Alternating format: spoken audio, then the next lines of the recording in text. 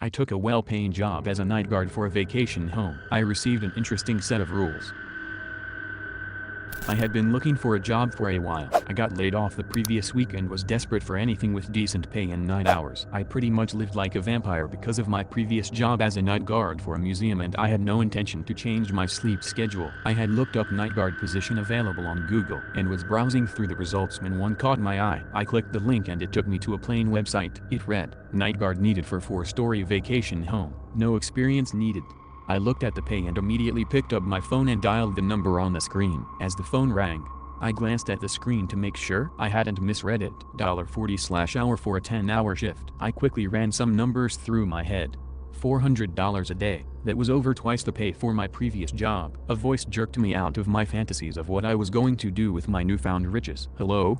the voice said anxiously. "Hi," I replied. "I'm calling about the job opportunity. Is it still available?" It was silent for a moment. Then the voice said back, "Yes, if you are interested, come to the address on our website on Monday at 7 p.m. for your first shift."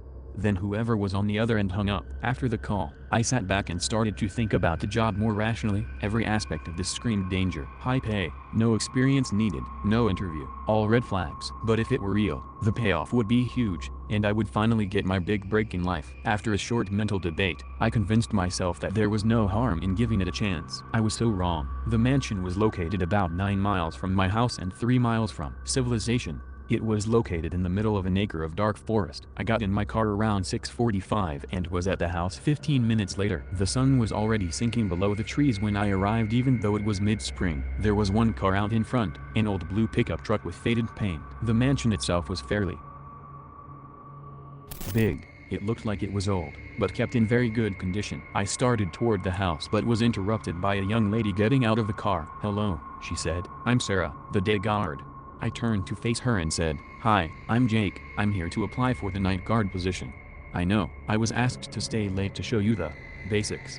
"Thanks." There's a flashlight on the counter, snacks in the fridge, and a .357 Magnum behind the TV. Wi-Fi password is 12,345. Do your rounds every half hour and follow the rules." "What rules?" She bent down and removed her backpack, and after a few seconds, she pulled out a piece of paper and handed it to me. "Read it," she said. I quickly scanned over it. This is what it said. Rule number 1: the scented candles in the 4th floor bathroom are to be kept lit at all times. If they go out, the house will get noticeably warmer. At that point you should attempt to escape the property. Take Jericho or you will die. Rule number 2: the front door will open at 8:32 p.m. Do not shut it. It will close at 10:14 p.m. In the time it is open, the house will get cold, colder than you can imagine. We have provided a small space heater and several blankets in the 1st floor sitting room. Don't bother doing your rounds during this time. Rule number 3: you may hear a group of people talking on the 2nd floor balcony. Do not attempt to investigate. Instead, check that the candles are still lit. If they are lit, go to the basement and hide in the left closet until the talking stops. If the candles are not lit, hide in the right closet until your shift is over. Rule number 4: the owners will enter the house at some point during the night. They are not the owners. They will complain of the smell that the scented candles are emitting and attempt to put them out. Before this happens, you must take the cross mounted above the fireplace, knock them out with it, then leave the room. Just shoot them. It's easier, less risk of dying. Rule number 5: the rules may change at any time during the night. Memorize them. Rule number 6: there is a small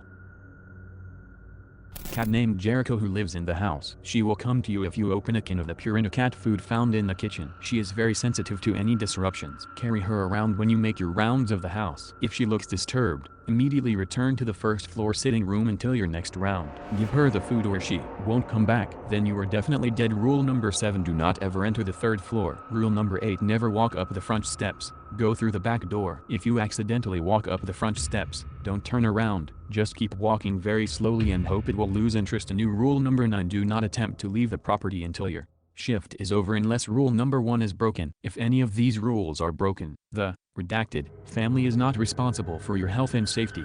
When the day guard comes to relieve you of your position, check to see if their pupils are solid black. If they are, then they have been taken. If this happens, then bring the key home with you. I looked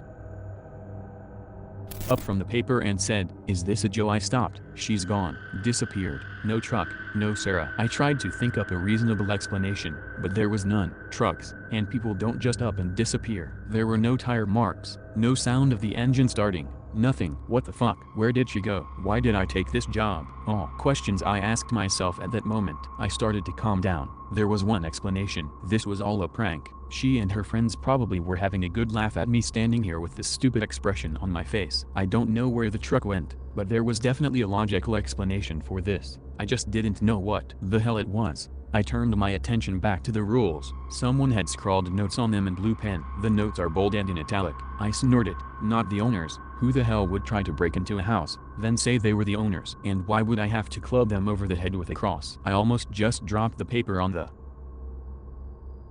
ground, but something stopped me. I don't know what it was, but it saved my life. Instead, I folded it in half and stuck it in my back pocket. As I walked toward the house, I looked at my watch, 7:12 p.m. I was becoming more optimistic about this job by the second. A gun, snacks, free Wi-Fi. I really had found my dream job, except for the rules. The goddamn rules. Were they a prank? Were they real? I looked at the stairs. They were ridiculously long. I counted about 100 steps. I glanced at the rules. Number 8, never walk up the front steps. That was fine with me. Just gives me an excuse to not climb up Mount Everest V2, now with conveniently located steps. But how would I get in? I looked at the paper again. Rule number 8, never walk up the front steps. Go around and climb up the vines and through the 3rd floor window. Wait a minute, I thought. I'm not supposed to go into the 3rd floor ever. I then looked at the rules once again. They now read, rule number 8, never walk up the front steps. Go through the back door. What the hell was wrong with me? Why did the paper say one thing earlier and a different thing now? I looked at rule number 5. The rules may change at any time during the night. I laughed out loud. I was so stupid, following these dumb rules. The stairs were inconvenient, but it would probably take longer just to find the back door. I walked up the first couple of stairs anxiously, but when nothing happened, I relaxed and decided to read over the rules more thoroughly while I was walking. They're good for a laugh, I guess, I thought dryly. When I had reached rule number 4, I became aware of something watching me. At first, I thought it was just a bird, or maybe a bat, but when I reached rule number 8 and saw the words "hope it will lose interest in you" written in that messy hand, I almost turned around and went home right then and there. But the paper clearly said don't turn around. For the first time that night I had the thought, what if this is real? What if I just signed myself up for a night in hell? Shit, I murmured. So, I continued my walk up the stairs, going very slowly as to hopefully bore whatever malevolent entity was currently behind me when the front door was slowly pushed open. I checked my watch, 7:19. I looked once again at the rules. They very clearly said the door would open at 8:32. Did the rules change? My confusion evaporated when a small cat emerged from the barely opened door. Her large blue eyes gleamed intelligently. She bounded down the stairs to me and sat down on the step above me. "Why, you must be Jericho," I stammered hesitantly. Then I remembered something. Animals were supposed to be able to detect the paranormal. Jericho didn't seem disturbed or frightened at all, just curious. I sighed in relief, then went to take a step. Just before my foot touched the next step, Jericho let out a soft hiss, barely audible over the roar of a car pulling into the gravel driveway. Luckily, I had pulled my foot back to the step before it actually touched the next one, so I was in the clear for now. The car parked and the driver stepped out. It was a middle-aged man, somewhere between 30 to 35. "I'm here about the job offer," he said, looking up at the strange scene that was unfolding before him. Luckily, he parked to the side of the stairs, so I could see him without turning around. The man started walking toward me when Jericho suddenly let out a low musical yowl, eerie and haunting. It seemed to come from everywhere at once. The man stumbled and fell as if struck, and said in a panicked voice, "What the hell is behind you?" He started scooting back toward his car, his gaze fixed on whatever was currently following me. "Seriously, man, what is that? Just go home, get the hell out of here," I said, shakily. With those words he quickly got to his feet and was out of there in record time, tires skidding on the gravel as he rocketed down the driveway and out of sight. Now I was once again alone, excluding Jericho. Suddenly I heard something that sounded like a deep sigh, which left me frozen in fear. I stood there for what felt like hours, when Jericho turned and started to walk inside. With a small flick of her tail, she invited me to follow. I sprinted up the steps and through the door, slamming it shut and locking the deadbolt. I sighed in relief. I was in the house. So that's where I am currently, sitting in the kitchen typing this up on my phone. I skipped the first couple rounds to type this, and have been steadily working my way through the house's supply of Pepsi. Jericho disappeared as soon as she walked in the house and I haven't seen her since. The time is 8:12. I will provide updates whenever I get the chance.